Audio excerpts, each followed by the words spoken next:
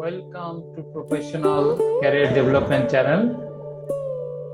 বিগত দিনগুলোতে আপনার গবেষণার বিভিন্ন বিষয়বস্তু সম্পর্কে শেখার চেষ্টা করেছেন, আমার সঙ্গে কোলাবোরেট করেছেন।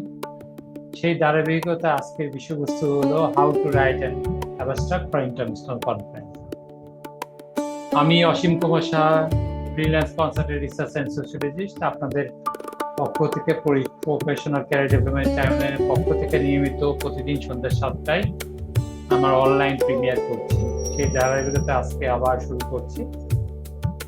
আপনারা জানেন যে আমরা বিভিন্ন ধরনের অ্যাবস্ট্রাক্ট দাখিল করি বিভিন্ন ইন্টারন্যাশনাল কনফারেন্সে। অনেক সময় সেগুলো নমিনেট হয় না। কেন নমিনেট হয় না?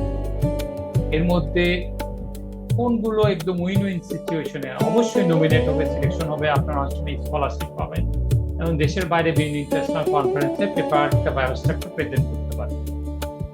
এটা আপনার অ্যাকসেপ্টেন্স চান্সটা বাড়িয়ে দেবে বিভিন্ন ইন্টারন্যাশনাল কনফারেন্সের ক্ষেত্রে। আপনাকে ক্লিয়ার কনটেক্সট, ইম্প্যাক্টফুল অ্যাকসেপ্টেন্স হারটা বেড়ে দেবে। আপনি অবশ্যই জানবেন, প্রথমে আপনাকে একটা অ্যাবস্ট্রাক্ট ডেভেলপমেন্টের ক্ষেত্রে চিন্তা করতে হবে how to develop international smart or standard level abstract.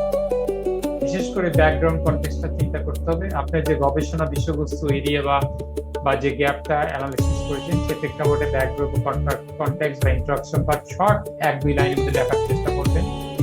বিশেষ করে অনেক সময় 250-300 ওয়ার্ড লিমিট করে দেয় শর্ট বা লং ওরাল অ্যাবস্ট্রাক্ট বা পোস্টার প্রেজেন্টেশনের জন্য দেয় ওনারা।